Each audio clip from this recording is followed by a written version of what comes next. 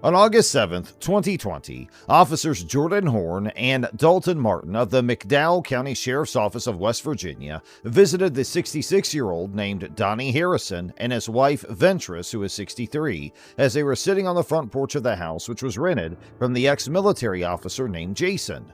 The deputy came in and asked questions related to 4 marijuana plants that were planted nearby. So let's watch the video further and see what happens. Just because in the season that we're living in, I think it's important that I have your names. What do you mean, man? A lot of crazy stuff going on. When the law enforcement officials came to the Harrisons' home, the elderly woman greeted them by saying season before inquiring about the officers' identities. When the officer inquired as to what she meant by that, she responded that there are numerous occurrences taking place and that she's inquiring about the name of their security. Police officers in this area to come up and say, "Are you growing marijuana?" That is preposterous to me. Is just a question, man. Yeah, well, I get that. She gives off the impression of being irritated as she asserts that the officers from the surrounding area came and questioned them if they were growing marijuana there, which the speaker finds to be a ridiculous request. And so then my only question, use your names, just so it's okay in my own heart and mind. And when I say the season we're living in, you know the season we're living in. Y'all concerned about something over here at this house? In order to defend himself, the officer claims that it is only a question, to which the lady responds in an unprompted manner that she understands and she's merely requesting the officer's name for her own mental and emotional well-being. This house? No, that house. Yes. What's the problem? Who lives there? Mr. Ferguson? He's probably there now. He's 79. Okay. Jason, the owner of the residence, interjects himself into the conversation and inquires of the police about whether or not they check the other house, where the police will inquire about the person who resides there by asking for their name. All right. What's your name, sir? Jason Tart. Jason Tart. Tart. And what do you mean by the season we're living in, ma'am? Sir. What do you need? You got any questions for me? No, I'll collect some information from you in a minute, your name and date of birth and such. The lady responds to the person who's living in that house. What do you need my information for? You own these 2 homes, correct?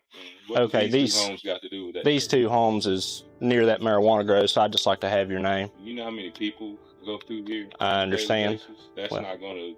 The officer then asks the name of the individual standing beside the lady, where Jason introduces himself and asks the lady what does she mean by the term season, in which the owner of the house jumps in and says what the officer requires. Do you one bit of good? Okay. Well, sir, I'm going to need your name and date of birth, and I have that. I feel comfortable giving you my name. Where the officer replies by stating he is just collecting information. Okay, well, this is a criminal investigation. You own these 2 homes, so by law, you do have to give me your name and date of birth, sir. If he gives you a reason, yes, you do. Reason for what? Because of the marijuana grow. It's not on my property. Okay, well, again, I have reason to believe that... Jason asks why is he collecting information, to which the officer replies that he owns the property and his property is nearby where the marijuana was grown. Jason responds that it's not on his property. The officer states that he believes it can be a possibility that the nearby houses are also connected with the marijuana planting, so Jason has had to give his name and date of birth due to law regulations. Scared you Who says that? by asking you a question? Who comes up and asks? That's crazy. And it scared you? I'm trying to understand what It scared you by me asking you a question. Growing marijuana? And that's a question. To say somebody scared you because they asked you a question is ridiculous. That's preposterous. Go ahead and give me your name, sir. Wait. First name. It's ridiculous to you, sir. Yes, ma'am. But it's not ridiculous. Your over first here. name. I'm not giving you my information. Sir, if you refuse to give me your information, I'm going to arrest you. That's fine. My property has nothing to do with any marijuana whatsoever. You're going to arrest me if I don't give you my name and date of birth. It's obstructing an officer. Jason Tart initially refused to give his name and date of birth when the deputies requested it. He argued that the alleged marijuana plants were not on his property and therefore he did not need to provide his information. However, the deputies insisted that he was required by law to provide his name and date of birth due to the proximity of his properties to the alleged marijuana plants. No, I'm hindering you from This doing your is job. really going out off the Yeah, deep this is end. how you guys. This is bad. This is 112 control. this is how you operate. This is a wrap. I'm hindering you from doing your That's job. why I needed their Y'all need to go inside. Again, you two go inside. Go inside. I'm afraid. Go now, inside. to tell you the truth. Go inside. On my own porch? No, go inside as of right now. Tell me why. Go inside. What are you doing, Step off man? the porch. Step off the porch. I'll step off. Go inside. What are you doing? This is unnecessary for Sir, you to be go doing inside. This. He's standing on his own porch. Go inside. During the interaction, when Mr. Harrison began filming the encounter between the deputies and Mr. Tart, Deputy Martin forcefully pushed the Harrisons into their home. He specifically pushed Mr. Harrison into the doorway and closed the door behind him, effectively preventing him from continuing to record the incident. Come on. Look, Walk. man, don't Walk. listen. Start- You don't stop. have to listen, You're man. being Listen. recorded. Listen. This Just is walk. listen. Walk. Listen. Back. I can walk. Towards I the can car. walk Okay, without well, you walk. putting your damn hands on Walk me. You to the understand? vehicle. I have not broken the law. The officers forcefully started putting handcuffs on Jason. He tried to stop the cop and told them he can walk wherever they want him to, but don't put the handcuffs on, stating that he didn't break any law to be handcuffed. Walk to the At vehicle. all. Well, walk to the vehicle, Don't sir. put You're your being damn recorded. hands on me. I give Sir. you no reason to touch me. I'm going to arrest you then. Place your hands behind your back. Uncalled for. Place your hands behind your back. Put your hand behind Place your hands behind your back. Listen. Just relax, okay? Listen. You relax. Place your hands behind your back. Please place your hands behind your back. My hand is behind my. Place your It hands only behind- takes one of you. Place your hands. Look, let him do it. The officers then directed Jason to walk towards their vehicle. Still, the argument was going on, and Jason stated that it was all uncalled for. The police officer put the handcuffs on Jason at that point, and told the other officer to leave his hand and let the other officer put on the cuffs.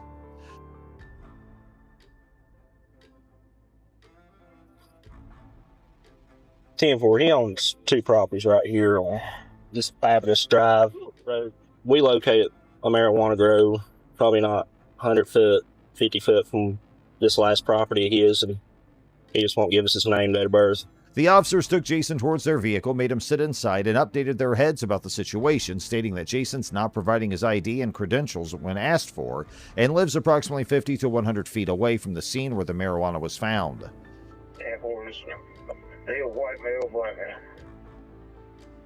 Black male. The person on the other end asked about Jason's appearance, and when heard that he was a black man, the officer put marijuana inside the car's back as a piece of evidence, due to which Mr. Jason was charged with obstruction of the law officer, but the case was allegedly dismissed as the prosecutor on October 2020, as Officer Martin failed to appear in front of the court. The statement highlights that despite the potential challenges posed by qualified immunity, it acknowledges that the deputies did not behave in a professional, calm, and polite manner throughout the encounter. It recognizes the efforts made by Mr. Jason and the Harrisons to exercise their constitutional rights and take appropriate legal action following the incident. The statement commends their courage in initiating a lawsuit after their rights were infringed upon. It expresses curiosity about the outcome of the legal issues involved and how they will be resolved in the future. Do you have any weapons in the car or anything like that? Like a gun or anything I like don't have no weapon. I don't even have a gun. Okay. I'm 19 years old. I ain't something if this is going to cause problems on the truck over there. This is a 19-year-old man caught impersonating a deputy and conducting illegal traffic stops. On January 1st, 2023, the Choctaw Police Department got a complaint of a strange man driving an unmarked car and claiming to be a sheriff. According to the report, the individual stopped at least 2 vehicles in the Choctaw area while dressed in full police uniform, including a duty belt and a ballistic vest. Deputies from the Oklahoma County Sheriff's Office were called to investigate the situation and identify the culprit after a series of complaints. Soon later, 2 police approached the car as part of their investigation. Cause problems and the truck's over there. I'm just going to take out the vest, and I'm from Tennessee. So, Okay. Why are you wearing the vest? Like I said, I drove from all the way from Tennessee, but I'm not gonna have people call me when I don't even live in the damn state. Okay. It's gonna piss me off. You're a deputy sheriff? Well, I mean, I work at the sheriff's office. Okay. So, I mean, what? Were you a corrections officer for Yeah. the sheriff's office? Okay. Why do you wear a vest outside of the facility? You know, Is this an I mean, this agency is- vehicle or is this your personal vehicle? this is my Kia. Body camera evidence indicated that the cops who first saw Jones were rightly perplexed and distrustful, as off-duty law enforcement officials wearing uniforms in public is unusual. The guidelines for employee personnel appearance, as stated on the official government website of Oklahoma City, do not specifically prohibit cops from wearing uniforms when not on duty. However, it can be suggested based on the standards for appropriate badge display, which indicate that badges should not be prominently shown while the employee is off-duty. It seems obvious that wearing a uniform as an off-duty police officer would be discouraged as well. Jones was questioned for verification of his claim to be a sheriff, and he falsely stated that his department did not give any documents to validate his position. I understand that. I don't understand what's going on. And you got alcohol in the vehicle. Well, it's not mine. Well, that's beside the point. It's my girlfriend's. And I don't drink, so... Well, it doesn't matter. You realize transporting open container, if any of that's opened or partially missing, that it doesn't matter whose it is. If you're in the vehicle with it, you can be arrested for transporting open container. Well, I mean, like I said, it's not... I literally... It's not mine, man. She bought it. She lives up there in Luther. Have you ever heard the phrase of when guys get hemmed up for drugs in their pockets and they say these pants aren't mine? You realize how stupid that is. Okay. But so let's stop saying it, all right? I understand. I'm not Okay. trying to cause any problem. I want to go on my way. The cop was watching what was going on when he saw an open bottle of alcohol in Mr. Jones's car. When this was brought to Mr. Jones's attention, he said it wasn't his, but the officer said it didn't matter who owned the alcohol because Mr. Jones would be charged with an open container violation if it was found in his car. After this conversation, the officer was worried about the sheriff's patch on Mr. Jones's bulletproof vest. He stressed that Mr. Jones was neither a sheriff nor had the power to make arrests. Also, the officer said that their drinking habits didn't matter, and he emphasized that carrying an open bottle, no matter who owned it, could get them arrested if it was found in their car. So did you get out of your car or something here in the parking lot? Okay, I got out of the car. Yeah. There's a truck. That he looked at me. And that's all I did. I never said anything like law enforcement wise or nothing.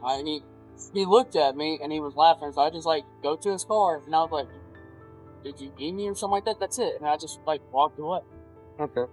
The second cop on the scene asked Mr. Jones about the person who was said to be in a truck that Mr. Jones had stopped a few minutes earlier. This person would later be very important to the way things turned out. Mr. Jones said that the person had been looking at him, so he went up to the person and asked what was going on. It's important to note that Mr. Jones's version of what happened was very different from what the department heard, which was that Mr. Jones had pulled people over with bright lights. See if he'll give us a contact number for a supervisor at work or something. I'm gonna shut this other door. No, if you have contact information, I wouldn't worry about the jail thing right now. I really don't want you to do it. With the beer part, like I said, that it's not in my possession, right? It is in your possession. It's in your car. By you owning the vehicle, it being in your vehicle, and it sitting beside you, that is considered possession. I understand that. And I've got I'm gonna try. We're trying to work with you. I know. Mr. Jones gave the cop permission to search his car and said that he didn't have any problems with it. As a protection for the safety of the cops involved, the officer asked Mr. Jones to get out of his car and take off his ballistic vest. After this request, Mr. Jones was put in the back of a police car while the two officers who were already there looked into what was going on. All right, tell me exactly what you just said. Because he was dressed like a cop. Yeah. He had a sheriff thing, but it had sheriff written on the side right. Right. And I live on 62 off of Adam Road. He was sitting in a driveway 251. right beside 62 Highway. And I pulled up and I was staring at him because he was in a kind of cockeyed. As the officers continued their investigation, the subject who had initially made the 911 call pulled over in close proximity to them. They engaged in a conversation with the officers, and the entire interaction was recorded on their body cameras. It is worth highlighting that the sequence of events recounted by Mr. Jones differed significantly from the story provided by the subject. Yeah, I already know I'm going to jail. All right. Turn around and face the other way. Put your hand behind your back. You're under arrest for impersonating law enforcement, all right? And then you also have a charge for transporting an open container. Oh, my girlfriend could pick up my phone. Not at this time.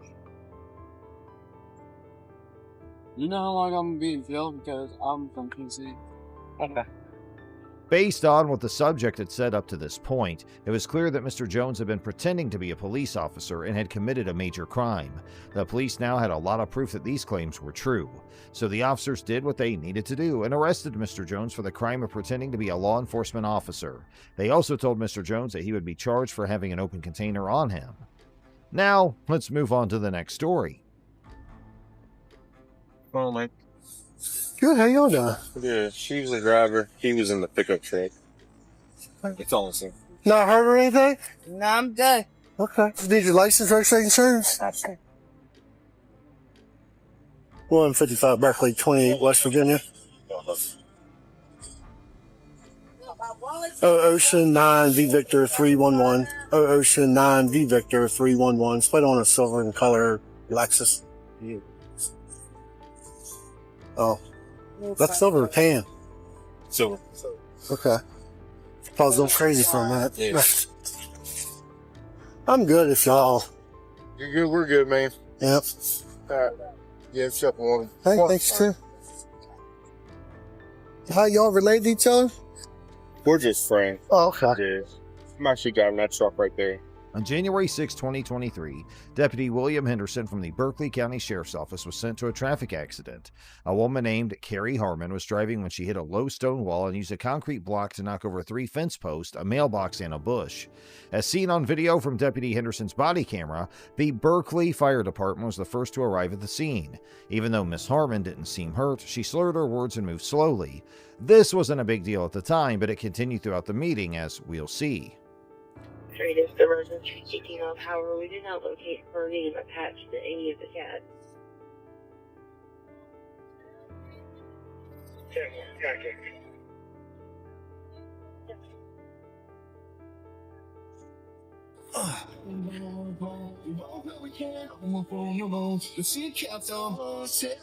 It's 114, 137. You make contact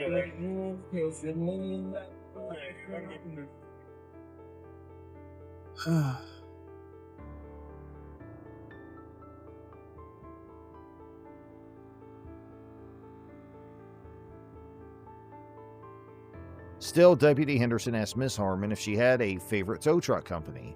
She said that her father, Nathan Harmon, would take care of the problem. Nathan Harmon is a Berkeley County sheriff, which suggests that Miss Harmon may be depending on her father's power and influence to stay out of trouble. We'll talk about this a little more later. Then Deputy Henderson went to his police car to check Miss Harmon's pass through dispatch.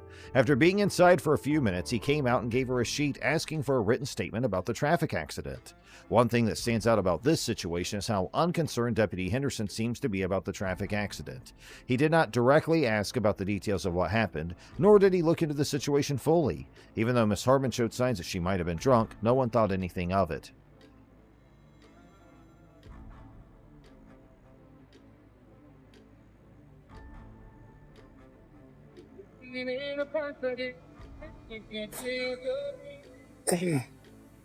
Is your neighbor's home, you think, or?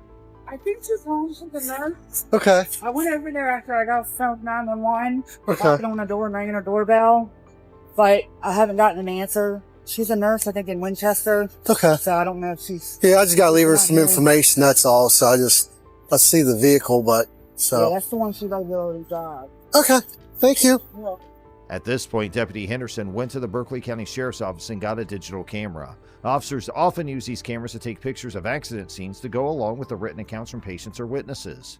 Deputy Henderson did a good job with many of his duties, but he forgot to find out if Miss Harmon was at fault for the accident or if she was drunk, which were both important parts of the investigation. Continuing with the incident, Deputy Henderson walked up to Miss Harmon's car as she was finishing her written statement. The two talked briefly about what happened.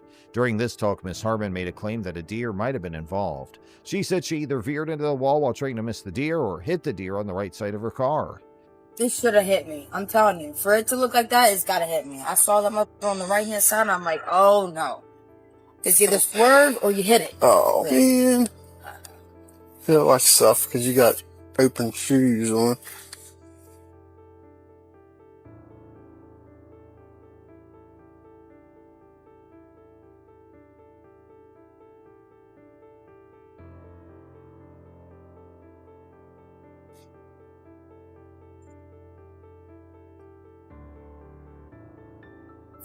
Can you sign that down the bottom for me?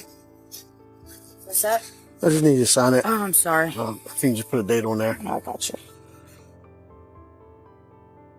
When Miss Harmon used her broken windshield to back up her story, Deputy Henderson quickly shined his flashlight on it, but he didn't see any signs that a deer had hit the car. This made people wonder how a deer could have gotten away from the accident without getting hurt or leaving any blood. Deputy Henderson seemed to have the same doubts when he stopped for a moment to look at the window, but he decided not to ask Miss Harmon any more questions about her questionable claim. Instead, he looked around the car and made some notes. At this point, Sheriff Harmon showed up, and things started to get strange and hard to believe. Sheriff Harmon tells Deputy Henderson that there is something he needs to look at inside Miss Harmon's car. Without saying anything, Deputy Henderson gives Sheriff Harmon his lantern and lets him come up to the car and get in. South Carolina law says that what Sheriff Harmon did could be considered messing with evidence, which is a very bad thing to do. To make matters worse, Sheriff Harmon asked Deputy Henderson if his daughter was inebriated, to which Deputy Henderson reacted with laughter, indicating that it did not appear so. Subsequently, Miss Harmon's vehicle was towed away and the scene was cleared. The investigation concluded that Miss Harmon had failed to exercise caution while negotiating a turn, and she received a warning for her careless driving.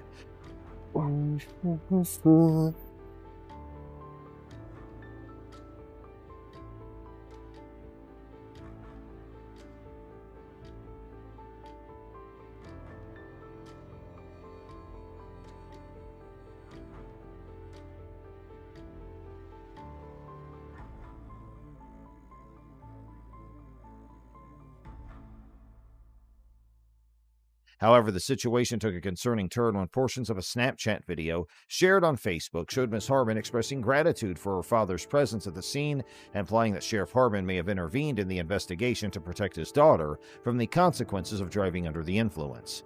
In response to these suspicions, Sheriff Harmon issued a statement a few days later, claiming that he responded to the scene purely to ensure his daughter's well-being and denying any interference or direction given to the investigating officer. The official report released by Deputy Henderson did not indicate any suspicions of drug or alcohol use, and Ms. Harmon's driver condition was deemed normal without any effort to confirm her fitness to drive. Notably, the report did not support Ms. Harmon's claims of a deer strike, contradicting her written statement that she was following a car when she was hit by a deer on her right passenger side. And now comes our third story. In this story, a group of children in Lorain, Ohio were subjected to police harassment on the excuse of jaywalking. However, further investigations proved that the event was staged by the police officers involved. On February 15, 2023, a 16-year-old kid and his cousin, and a friend, crossed West 27th Street and made their way to the boys' residence.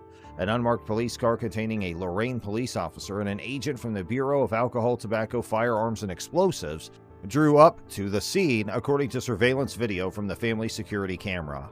The cops attempted to converse with the lads, but they already were inside the residence and the officers were unable to make contact. Mary Hildreth, the 16-year-old's mother, watched the incident from the front door and approached the cops to inquire about the issue. Notably, the kid showed no symptoms of escaping the cops, instead quietly entering the house when the car arrived. This particular element becomes important as the situation progresses.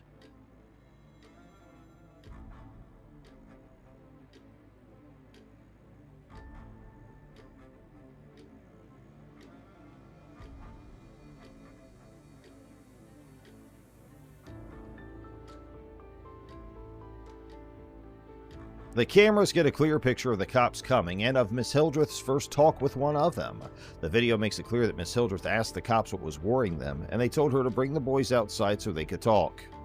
I'm still in the window as he's halfway through the yard coming in here. This car flies up out of nowhere. Don't say nothing. As I'm already down here, they're jumping out, getting ready to run around the house. I come to the door and say, what's going on?